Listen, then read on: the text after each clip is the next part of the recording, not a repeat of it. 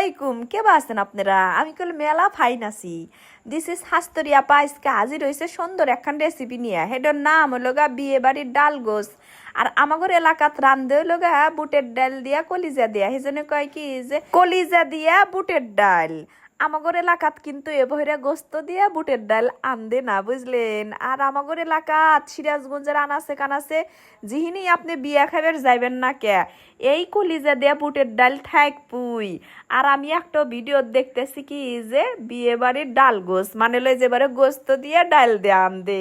হেডুই আজকে আমি এলা ট্রাই করতেছি সুন্দর করে আনদিমু, দেখমু যে আমাগরে কলিজা দিয়া ডাল ভালো লাগে নাকি এই গরুর গোস্ত দিয়ে এই ডাল ভালো লাগে। আমি তো বিয়া শাদি কোনখানে দাওয়াত যাওয়াত পালি পারে এই যে কলিজা দিয়ে বুটের ডাল দেয়, পোলাও এক প্লেট এই ডাল দিয়েই খাই।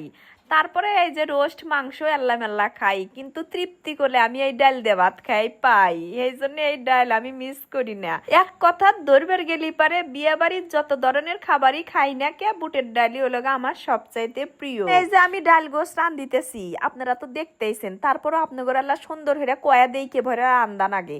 আপনারা চালি করলে এই গোস্ত যে ভরে সালুন আনদেন ও ভরে বড় বড় থুবের হারেন, আমি আল্লাহ ছোট হয়ে কাটে নিই। কেটে নিয়ে সুন্দর হয়ে দুইয়া পাল্লের মধ্যে দিছিল গা তেলের মধ্যে পেস্ট ছেড়ে বেরেস্তার মতো বাইনা নিয়ে তার মধ্যে গোস্ত ছেড়ে দিছি। তার মধ্যে আদা বাটা দিলাম, রসুন বাটা দিলাম, জিরা বাটা দিলাম, দিয়ে আল্লাহ নুন দিয়া নাড়াচাড়া দিয়া কিছুক্ষণ আল্লাহানি কইসা নিয়ে তার মধ্যে দিলাম আবার গুঁড়া মশলা।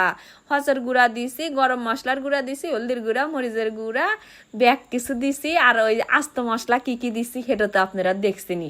সুন্দর হয়ে কইসা টইসা নিয়া তার মধ্যে কালাই ঢেলে দিয়া তারপরে আবার সুন্দর হয়ে কয়েকবার ডেহে ডুহিয়া দিয়ে কষাছি। কইসা টইসা নিয়ে অমিরা করলে গরম পানি দিছিলাম রাইস কুকারের মধ্যে। পরে হেই গরম পানি এনে সুন্দর হয়ে ঢেলে দিলাম, পরিমাণ মতো গরম পানি দিছি, যেখানে আমার মনে হয়েছে যে ইথানি দিলেই কালাই হেদ্দ হবো। আমি করলে এলাম মাপ টাপ কিছু বুঝি না, বুঝলেন?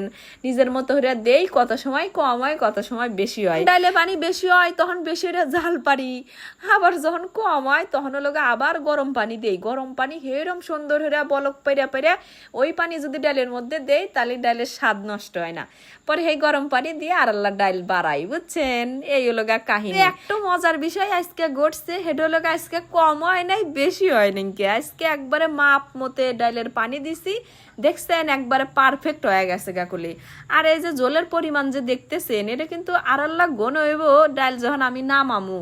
এখন যে একবারে আইসালের উপরে আছে, চুলার উপরে আছে, নামালি পারে একবারে পারফেক্ট ঘনত্ব এসে যাইব গা। এই যে আমি বাটির বাইরে নিচে আপনারা দেখপিরি হেঁটতেছেন, কিন্তু দুঃখের বিষয় একটু ডাল কুলালা জাল হয়েছে। ডাল জাল হলে গুলা তো খায় আরাম পাওয়া যায় না, তারপরেও সেই স্বাদ হয়েছে। আপনাদের জন্য আজকে ভিডিও এই জানলাই। ভালো থাকেন সবাই, টাটা, আল্লাহ হাফেজ।